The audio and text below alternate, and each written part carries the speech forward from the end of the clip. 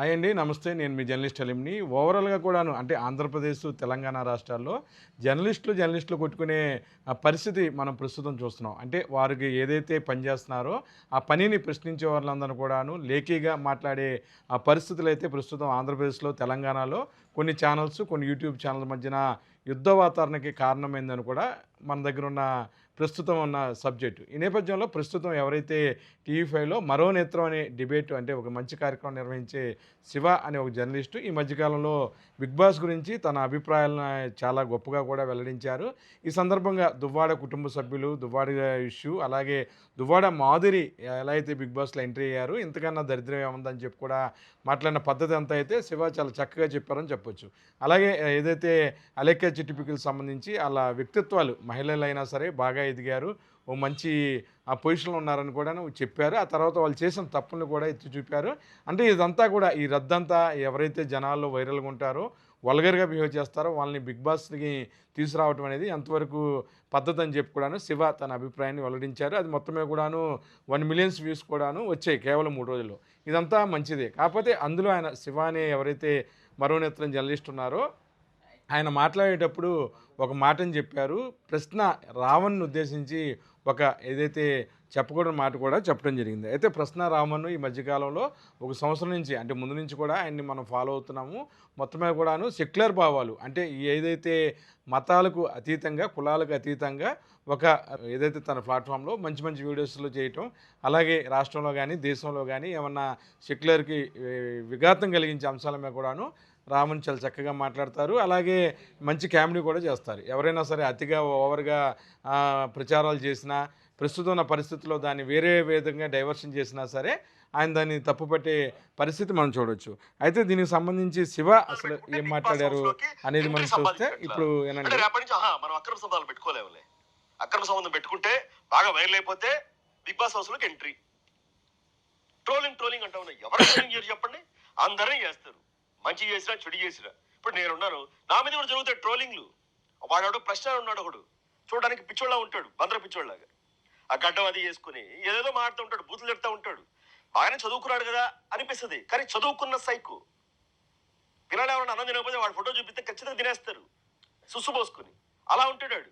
మరో నేత్రంలో 'బిగ్ బాస్'కి సంబంధించి ఒక ఎపిసోడ్‌లో మాట్లాడుతూ శివ ఎవరైతే ప్రశ్న రావణ్ ఆయన కూడా జర్నలిస్ట్‌గా, సెక్యులర్ భావాలుగా పెద్ద ఎత్తున కూడాను సోషల్ అవేర్‌నెస్ వీడియోలు చేస్తూ అందరికీ సుపరిచితులైన వ్యక్తి. అయితే ప్రశ్న రావణ్‌ని ఉద్దేశించి వాడెవడో ఈ మధ్యన ఏదేదో వల్గర్‌గా మాట్లాడతాడు. వాడి ఫోటో చూపిస్తే పిల్లలు ఉచ్చబోసేస్తారని కూడాను కొంచెం వల్గర్‌గా మాట్లాడిన మాటలు ప్రశ్న రావణ్ టీమ్‌కి బాగా గట్టిగానే తగిలినట్టున్నాయి. ఈ నేపథ్యం వాళ్ళు కూడా రోస్ట్ చేస్తూ ఒక వీడియోని తయారు చేశారు. ప్రస్తుతం అది పెద్ద ఎత్తున కూడా వైరల్ అవుతుంది. అయితే ఏదైతే ప్రస్తుతం ప్రశ్న రావణ్ ఏ విధంగా మాట్లాడారు, మన ఎవరైతే జర్నలిస్టు శివాని ఉద్దేశించి ఏం మాట్లాడారంటే అది కూడాను ఆయన తన ఏదైతే మామూలుగా ప్రశ్న రావణ్ మాట్లాడే తీరు అందరికీ తెలిసిందే. చాలా చక్కగా మాట్లాడతారు. ఎవరైనా మాట్లాడుతుంటే ఆ వీడియోని అది ఆడియోని ప్లే చేస్తూ కూడా దాన్ని రోస్ట్ చేస్తారు. అయితే ఉట్టి పుణ్యానికి ఏదైతే తన గురించి ఇలా మాట్లాడటం ఎంతో సబబు అని చెప్పి కూడాను శివాని ఆయన ప్రశ్నించారు. అయితే ఇదంతా బాగానుంది. ఏడాది నుంచి కూడాను ఎవరైతే ప్రశ్నారావణ్ అనే వ్యక్తి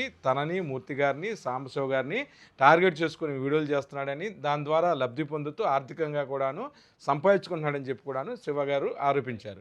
ఈ నేపథ్యంలో ఈయన్ని రోస్ట్ చేస్తూ ప్రశ్నారావణ్ కూడా ఒక వీడియో చేశారు. దాన్ని కూడా ఇప్పుడు ప్రస్తుతం ప్రశ్నారావణ్ శివ గురించి ఏం మాట్లాడాడో కూడా ఇందాం మనం. ఫైనాన్షియల్ క్రైమ్స్ ఏమన్నా చేశాడేమో చూడండి. వచ్చిన తర్వాత పదవులు తీసుకోవటం అదేంటి నేను అలా చెప్తున్నా? Simple. B R Naidu is the owner of TV five. B R నాయుడుకి ఎందుకు వచ్చింది చైర్మన్, టీటీడీ చైర్మన్ పదవి? బిఆర్ నాయుడు హిందూ మతానికి ఏం చేశాడు, అన్నదానాలు చేశాడు, ఇవన్నీ చెప్పొద్దు. ఈ లఫంగ మాటలు చెప్పొద్దు. బిఆర్ నాయుడు హిందూ మతానికి ఏం చేశాడని టీటీడీ చైర్మన్ పదవి ఇచ్చారు? కేవలం తెలుగుదేశం పార్టీ బూట్లు, పొద్దున మధ్యాహ్నం సాయంత్రం చంద్రబాబు నాయుడు గారు ఇప్పేసిన బూట్లు, నారా లోకేష్ బాత్రూమ్ కేసుకెళ్ళిన చెప్పుల్ని ఎత్తి పట్టుకొని రోజు పూజ చేసి నాకటం ద్వారా కదా నాలికతో ఈ పదవి వచ్చింది అని ప్రజలు అంటున్నారు. కాదంటే నిరూపించండి. అది ఆయన స్టైల్ కూడాను మొత్తం మీద రావణ్ మాట్లాడే తీరు అలా ఉంటుంది. టీవీ5 ఎవరైతే చైర్మన్ ఉన్నారో ఆయన ఎందుకని చంద్రబాబు నాయుడు పదవి ఇచ్చారు? కేవలం తనేమైనా హిందూ మతాన్ని ఉద్ధరించారని పదవి ఇచ్చారా? కాదు కదా! కేవలం అతను టీడీపీకి పనిచేశారు. టీడీపీ ఎన్నికల్లో విజయం సాధించడంతో పాటు ఒక విష ప్రచారం వైసీపీ మీద చేసి సక్సెస్ అవ్వటంలో గెలుపు బావుట అంటే టీడీపీ గాని, కూటమి ప్రభుత్వం గెలవటంలో కూడాను టీవీ5 కీలకంగా వ్యవహరించింది కాబట్టి అతనికి ఆ పదవి ఇచ్చారు బీఆర్ నాయుడు గారికని కూడాను కృష్ణారావు చాలా చక్కగా చెప్పారు. తర్వాత కూడా తనకు సంబంధించి మాట్లాడుతూ అలాంటి బ్రోకర్ ఛానల్లో పనిచేస్తున్న ఒక బ్రోకర్, వాడి పేరు శివ. ఆ బ్రోకర్ వాడు ఒక వాడు ఏదో మాట్లాడుతున్నాడు. వాడు ఏం మాట్లాడుతున్నాడు? శివ తన గురించి ఏం మాట్లాడారు ఆ ఎపిసోడ్లో ఆయన చెప్పిన విధానం.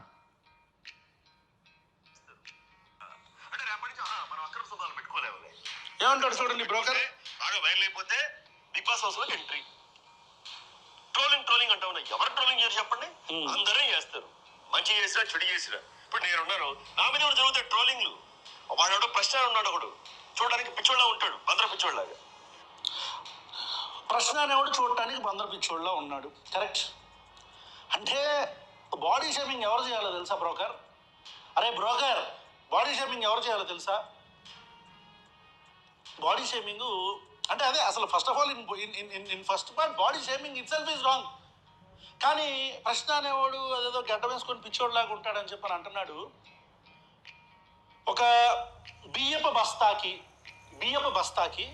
తలకాయ 2 అంటే శివ గారు మాట్లాడుతూ కృష్ణారావును ఉద్దేశించి ఏదో బందరు పిచ్చోళ్ళలాగా ఉంటారన్న మాటకి దాని కౌంటర్గా కూడాను కృష్ణారావును తన వీడియోలో చెప్పడం జరిగింది. ఎట్లుంటుందో అట్లుంటారా నువ్వు గోధనా కొడుకున్నట్టు అని ప్రజలు అన్ని కామెంట్లు పెట్టినా ఏనాడైనా నేను ఒక్కసారైనా నీకు ఆ కామెంట్ గురించి చెప్పానా? చెప్పు శివ, చెప్పు. ఎరా బ్రోకర్ అని మళ్ళీ ఫీల్ అయ్యావు. మధ్యవర్తివి నువ్వు, మధ్యవర్తివి. ఏనాడైనా చెప్పానా?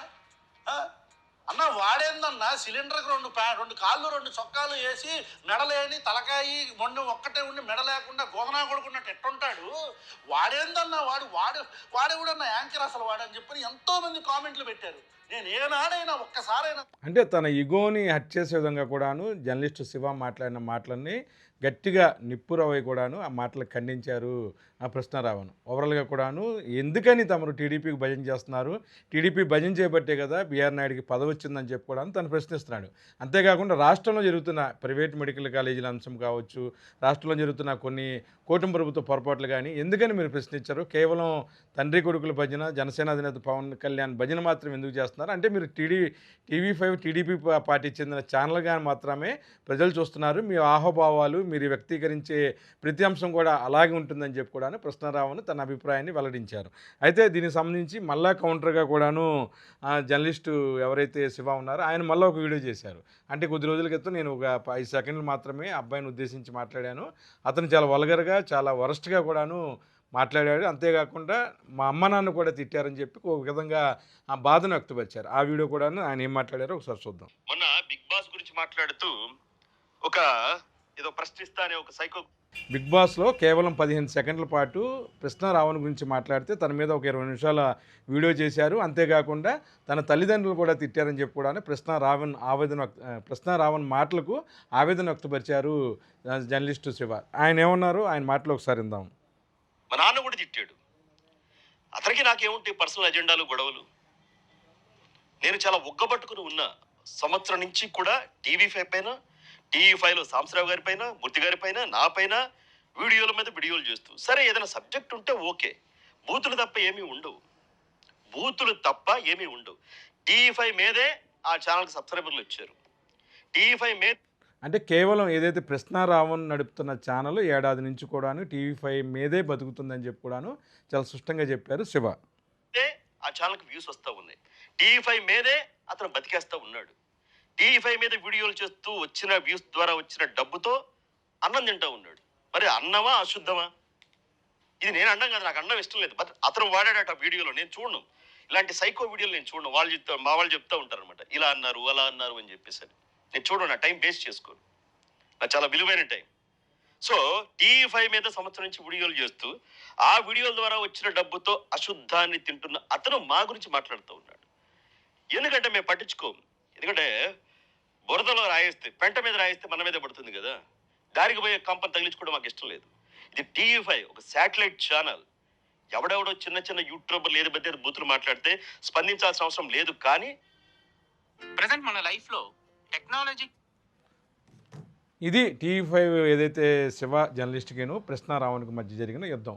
ఏదైతే బిగ్ బాస్కు సంబంధించి మంచి ఒక వరుణేతల్లో ఒక మంచి వీడియో చేశారు శివ. అయితే దాంట్లో మాట్లాడుతూ ఏదైతే ట్రోలింగ్స్ గురించి, ఏదైతే ట్రోలింగ్ బాధితులను తమ్ముకోవడానని తమ యాజమాన్యంతో పాటు తమతో పనిచేస్తున్న జర్నలిస్టులు మూర్తి, సాంబశివతో పాటు నేను కూడా, అంటే శివ అని ఎవరైతే జర్నలిస్ట్ ఉన్నారో ఆయన కూడా ఇదే పరిస్థితి ఉత్పన్నమవుతుందని చెప్పి కూడా ఆవేదన వ్యక్తం చేస్తూ ఎవరో ప్రశ్న ఛానల్ అని చెప్పి చెప్పడం జరిగింది. దానికి ఉతుకుడు రావణ్ కూడా ఉతికేశారు. ఉతికిన తర్వాత అందులో మాట్లాడిన మాటలకు బాధను వ్యక్తపరుస్తూ మరో వీడియో కూడాను ఆ శివ చేయటం జరిగింది. గతంలో ఎవరైనా సరే ఏదైనా పార్టీకి బీట్ రిపోర్టర్గా ఉండి తిరిగి తన జర్నలిజాన్ని కొనసాగిస్తూ కూడాను ముందుకెళ్లే పరిస్థితి అయితే ఆంధ్రప్రదేశ్లో కానీ తెలంగాణలో లేదు. ఎందుకంటే వీళ్ళే ఒక ముద్ర వేసి ఆ వ్యక్తిని వేధింపులకు గురి చేస్తారు. అంటే రాష్ట్రంలో ఏదైనా పార్టీ అధికారంలో ఉన్నప్పుడు ఆ పార్టీ బీట్ చూసిన రిపోర్టరు తిరిగి తన జర్నలిజాన్ని కంటిన్యూ చేయాలంటే చాలా ఇబ్బంది పడే పరిస్థితులు ఆంధ్రాలో ఉన్నాయి. ప్రత్యేకించి తెలంగాణలో ఎలా ఉన్నాయేమో తెలియదు కానీ అక్కడ అటువంటి పరిస్థితులు అయితే ప్రస్తుతం ఆంధ్రాలో ఉన్నాయి.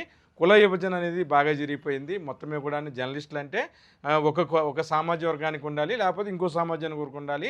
మిగతా కులాలకి ఏమాత్రం కూడాను రెస్పెక్ట్ కానీ మర్యాద కానీ లభించలేని ఆ పరిస్థితి నెలకొంది. అయితే ఈ అంశాలన్నింటినీ పక్కన పెడితే జర్నలిస్టుల మధ్య ఇటువంటి ఎంటర్టైన్మెంట్ని ప్రజలెవరు కూడాను కోరుకోవట్లేదు. దయచేసి ఇటువంటి ఎంటర్టైన్మెంట్ చేయొద్దని చెప్పి కూడా అంటున్నారు. ఎవరైనా సరే ప్రజా సమస్యల మీద పోరాడాలని చెప్పే పరిస్థితి ఎక్కడైనా సరే కనిపిస్తుంది. కానీ ఆ అవేర్నెస్ అనేది లేదు ఆంధ్రప్రదేశ్లో. కాకపోతే దానికి భిన్నంగా కూడాను ఇక్కడున్న పరిస్థితులు అలా వెళ్ళిపోతున్నాయని చెప్పి కూడాను బాధపడే పరిస్థితులు నెలకొన్నాయి. ఆంధ్రప్రదేశ్లో జర్నలిస్టుల మధ్యన రోజు రోజుకి అగాధం పెరిగిపోతుంది. నువ్వు ఆ పార్టీ నేనే పార్టీ అని చెప్పేసి వారికారే విభజించేసుకొని దూషణలకు కూడా దిగటం, సొంతంగా వీడియోలు చేయటం కూడాను పరిస్థితులు ఉత్పన్నమవుతున్నాయి. ఏదైతే బిగ్ బాస్ ఎపిసోడ్లో శివ మాట్లాడిన పరిస్థితి పైన రావణ్ కౌంటర్ ఇచ్చారు, రావణ్ మాట్లాడిన మీద మళ్ళీ శివ కౌంటర్ ఇచ్చారు. అంటే ఈ జర్నలిస్టుల మధ్యన రోజు పెరుగుతున్న అగాధంతో పాటు కులం, మతం, అలాగే పార్టీల మధ్య కూడా వారి ఎవరైతే ఈ వ్యక్తి మా పార్టీకి చెందిన వ్యక్తి కాదని చెప్పి కూడాను రెచ్చగొట్టే దూరంలో వారు వీడియోలు చేయటం అనేది ప్రస్తుతం హాట్ టాపిక్గా మారింది.